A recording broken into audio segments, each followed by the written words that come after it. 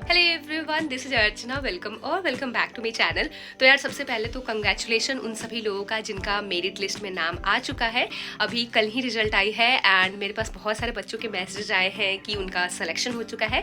लेकिन उससे भी ज़्यादा जिन बच्चों के मेरे पास मैसेजेस आ रहे हैं वो ये हैं वेटिंग लिस्ट वाले। तो अब आज की ये वीडियो उनके लिए है जिनका वेटिंग लिस्ट में नाम है, और उनके लिए भी है जिनका सिलेक्शन हो चुका है कि भाई अब आगे आपको क्या प्रोसीजर फॉलो करना है कॉलेज में आने तक। सो बिना ज़्यादा आपका टाइम लिए हुए सीधे मैं आपको लेके चलती हूँ अपने लैपटॉप के स्क्रीन पे, जहाँ पे मैं आपको सारी चीज़ें डिटेल में बताने वाली हूँ। और इस वीडियो को पूरा देखना, क्योंकि अभी तक जो भी कन्फ्यूजन आपकी रही और इन केस अभी कन्फ्यूजन जो भी आपकी बनी हुई है वो सारी कन्फ्यूजन दूर हो जाएगी इस वीडियो को देखने के बाद। So let's get into the video. So guys, सीधे मैं आपको लेके आ चुकी हूँ अपने लैपटॉप के स्क्रीन पे, जहाँ पे आप देख रहे होंगे कि मैंने ऑलरेडी अपने कॉलेज की वेबसाइट ओपन कर रखी है। तो यहाँ पे देखो, यहाँ पे आपको ये रेड वाले ऑप्शन में दिख रहा है एमएससी एंट्रेंस रिजल्ट 2025। तो जिन्होंने भी अपना रिजल्ट नहीं देखा है, आपको क्या करना है कि इस पीडीएफ को डाउनलोड करना है। और डाउनलोड करने के बाद जब आप इस पीडीएफ को ओपन करेंगे तो आपको ये 15 पेज का एक पीडीएफ है। इसमें पूरा रिजल्ट मेंशन है, सारे बच्चों के नेम्स इसमें दिख रहे हैं। यहाँ पे देखो, हर एक जो कोर्स है, 4 अलग अलग कोर्सेज के जो मेरिट लिस्ट है उनका यहाँ पे बच्चों का नेम आ चुका है। शुरू होता है वेटिंग लिस्ट। वेटिंग लिस्ट भी इस बार काफी लंबी लंबी है। मतलब जो आप कैंडिडेट्स देख रहे हैं ना, ये अनरिजर्व कैटेगरी के स्टूडेंट्स हैं। इसमें भी 20 स्टूडेंट्स का इन्होंने वेटिंग लिस्ट में रखा है, 20 स्टूडेंट्स को। उसके बाद ओबीसी में भी 20 स्टूडेंट्स हैं वेटिंग लिस्ट में।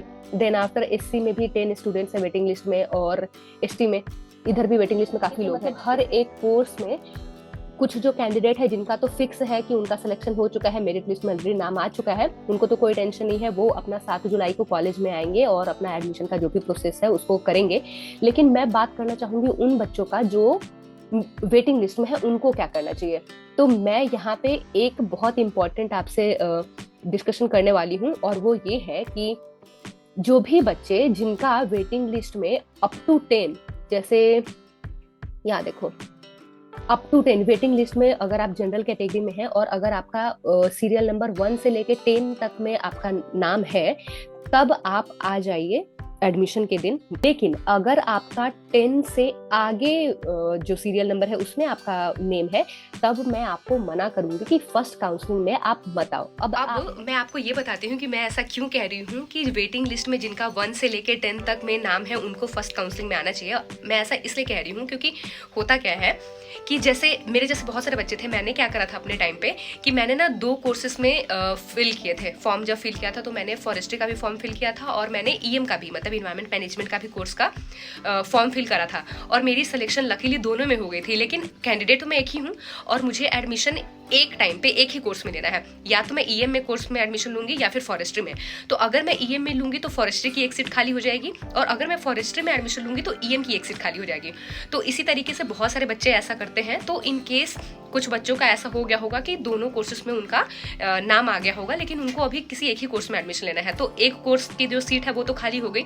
तो वो जो कोर्स की सीट खाली होती है ना, तो जो बच्चे वेटिंग लिस्ट में बैठे रहते हैं उनको वो सीट जो है वो अलॉट हो जाती है। तो इसीलिए मैं कह रही हूँ कि अगर आपका वेटिंग लिस्ट में रोल नंबर 1 से लेके 10 तक में आपका नाम है, क्योंकि ये जो नाम आप देख रहे होंगे ना वेटिंग लिस्ट में, ये नाम भी आपके नंबर के अकॉर्डिंग, आपका जितना एग्जाम में मार्क्स आया होगा ना उसी के अकॉर्डिंग ये मेरिट लिस्ट भी निकलती है वेटिंग लिस्ट वालों की भी। तो इसीलिए, क्योंकि अगर इन केस आप आते भी हो, बहुत सारे बच्चे हैं जो काफ़ी दूर दूर से हैं, मतलब उत्तराखंड वाले जो बच्चे हैं वो तो आ जाएंगे। लेकिन अब जैसे बहुत सारे बच्चे बिहार से हैं या फिर जम्मू से हैं या फिर और भी साउथ से हैं, और वो अगर आते हैं फर्स्ट काउंसलिंग में और अगर इन केस उनकी एडमिशन नहीं हो पाती है तो फिर आना उनका वेस्ट हो जाएगा। चलिए, तो अब आपको ये तो क्लियर हो गया होगा कि भाई फर्स्ट काउंसलिंग जो कि 7 जुलाई को होने वाली है, यहाँ पे सबसे पहले लिखा गया है 7 जुलाई को जो फर्स्ट काउंसलिंग होनी है उसमें किनको आना है किनको नहीं आना है।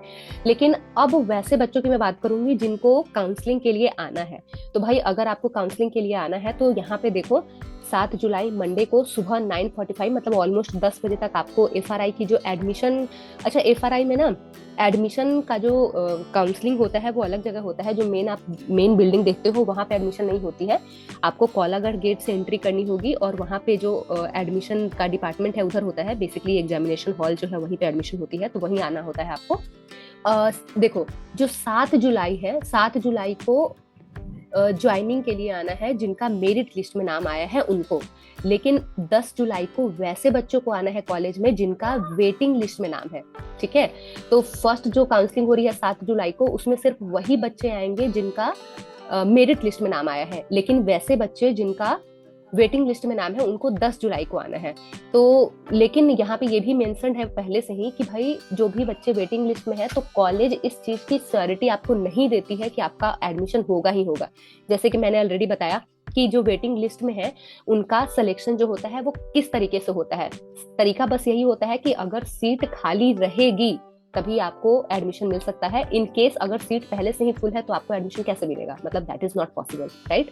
तो अगर आप 10 जुलाई को आते हैं तो आप अपने रिस्क पे आइएगा। ये जो रूल है ये वेटिंग लिस्ट वाले बच्चों के लिए है, ठीक है। अब इन केस अगर आप कॉलेज आ रहे हैं एडमिशन के लिए तो आपको क्या क्या डॉक्यूमेंट्स लेके आने हैं वो यहाँ पे ध्यान से देख लो। तो सबसे पहले तो यहाँ पे आपको अपने 10th का मार्कशीट लाना है, मतलब 10th की जो सर्टिफिकेट है वो लेके आइएगा। इंटरमीडिएट मतलब 10th का सर्टिफिकेट चाहिए, 12th का सर्टिफिकेट चाहिए, ये तो आपके पास होगा ही होगा। अब बात करते हैं बीएससी डिग्री का। बहुत सारे बच्चे ऐसे होंगे जो कि इस बार मतलब 2025 जो है इस टाइम उनका फाइनल ग्रेजुएशन का एग्जाम हुआ होगा। अभी बहुत सारे बच्चे होंगे जिनका एग्जाम चल रहा होगा, उनके पास फाइनल की डिग्री नहीं होगी, तो उनका कैसे होगा। उनके लिए भी मैं बता दूं कि जैसे आपके पास ना कॉलेज एक प्रोविजनल मार्कशीट देता है तो आप वो लेके आ सकते हैं। और अगर इन केस आपके पास वो भी डिग्री नहीं हुई तो आप सिर्फ जो एडमिशन हो, आप लास्ट जो जैसे बीएससी अगर आपका 3 साल का है तो आप सेकेंड ईयर का मार्कशीट लेके आइए। अगर आपका 4 साल का बीएससी का डिग्री है तो आप 3rd ईयर का मार्कशीट लेके आइएगा। और कॉलेज में जब एडमिशन के लिए आइएगा तो वहाँ पे बता दीजिएगा कि अभी आपका फाइनल एग्जाम चल रहा है और मार्कशीट नहीं मिली है, या फिर जो भी जेन्युइन रीजन होगा वो आप बता देना, तो फिर कोई दिक्कत नहीं आती है। उसके बाद अब उन लोगों की बात करें, जैसे अगर आप किसी कैटेगरी में आते हैं, चाहे आप एससी में है, एसटी में है, ओबीसी में है, ईडब्ल्यूएस में है, पीएच में है, तो इन सारे बच्चों को मैं पहले ही बता दे रही हूँ कि जो सर्टिफिकेट होता है ना वो बहुत मैंडेटरी है। मतलब अगर आप ओबीसी के हैं तो आप अपना सर्टिफिकेट बनवा लीजिएगा और कोशिश कीजिएगा कि ये जो भी सर्टिफिकेट है ना, मतलब ये कैटेगरी वाले जो भी सर्टिफिकेट है ना, ये 25-26 सेशन का रहे, क्योंकि मेरे टाइम पे थोड़ी सी ना मुझे दिक्कत मैंने जो फॉर्म फिल करा था वो ईडब्ल्यूएस से भरा था, लेकिन जब मैं एडमिशन के लिए गई थी ना तो मुझे दिक्कत ये आई थी कि मेरे पास जो सर्टिफिकेट था वो था तो 2024 का ही, मैंने 2024 में एडमिशन लिया था, तो वो जो सर्टिफिकेट था वो 2024 का ही था, लेकिन वो जनवरी का बना हुआ था। और कॉलेज वाले ऐसा कह रहे थे एडमिशन के टाइम पे, एडमिशन जुलाई में हुई थी, तो उनका ऐसा कहना था कि मार्च के बाद ना सेशन चेंज हो जाता है, तो मुझे ईडब्ल्यूएस का दूसरा सर्टिफिकेट बनवाना पड़ा।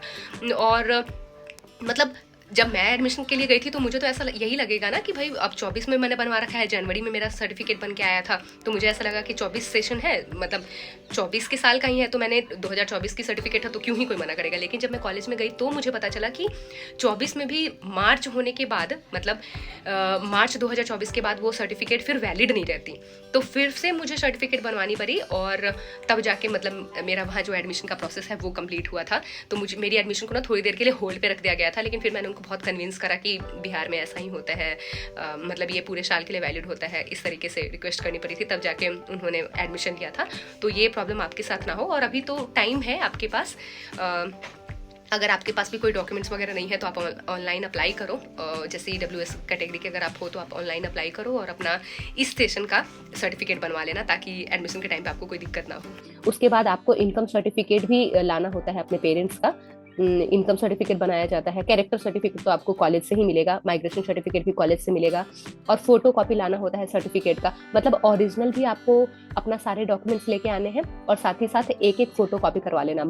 और एक बार जब आपका एडमिशन हो जाएगा, आपने एडमिशन फी डिपॉजिट कर दिया, तो वो रिफंड नहीं होती है। कोई भी इन केस आपने एडमिशन ले लिया और उसके बाद कॉलेज में आपने एडमिशन ले लिया, फिर आप कह रहे हैं कि आपको नहीं यहाँ से पढ़ाई करनी है, तो मतलब अगर आप अपना नाम भी विथड्रॉन करना चाहे ना, तो उसके बाद आपका जो अमाउंट है वो रिटर्न नहीं होता है। इस चीज का ध्यान रखिएगा। तो जो आपको फी पे करना होता है ना, मतलब फर्स्ट सेमेस्टर का जो फी होता है वो 49,800 होता है।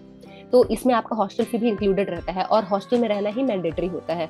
तो ये जो टोटल अमाउंट है, इसके लिए आपको क्या करना होगा कि आपको एक डिमांड ड्राफ्ट बनाना होता है कॉलेज के नाम का, registrar FRI deemed to be university, इस नाम से एक डिमांड ड्राफ्ट बनाना होता है और उसी पे ये जो टोटल अमाउंट दिख रहा है ना आपको 49,800, इसी का एक DD बनवा लेना और फिर वो लेकर आ जाना कॉलेज में एडमिशन वाले। So guys, this is all for today's video and I hope कि आज की मेरी ये जो वीडियो थी ये आपके लिए हेल्पफुल हुई होगी। और इसके अलावा भी मैंने वैसे पूरी कोशिश करी है कि आपकी जो भी कन्फ्यूजन जो क्रिएट हो सकती थी उसका मैंने ऑलरेडी आपको सोल्यूशन बता दिया है। लेकिन इसके अलावा भी अगर आपके पास कोई भी क्वेरी होती है तो इस वीडियो के कमेंट सेक्शन में आप कमेंट कीजिएगा। एंड बहुत बार ऐसा भी होता है कि बहुत सारी चीज़ें मुझे भी नहीं पता होती है, तो मैं उन चीज़ों को अपने जो भी मेरे प्रोफेसर हैं या फिर जो भी एडमिशन डिपार्टमेंट वाले लोग हैं उनसे मैं पूछ के जरूर आपको कमेंट का रिप्लाई करूँगी। लेकिन आई डू मेक श्योर कि मैं आपके जो भी क्वेरीज है ना उसको सॉल्व कर दूँ। So this is all for today's video and अगर आपको वीडियो अच्छी लगी तो इस वीडियो को लाइक कर दीजिए और अपने उन दोस्तों के साथ शेयर कीजिए जिनको अभी फिलहाल इस इन्फॉर्मेशन की ज़रूरत है। So thank you so much for watching.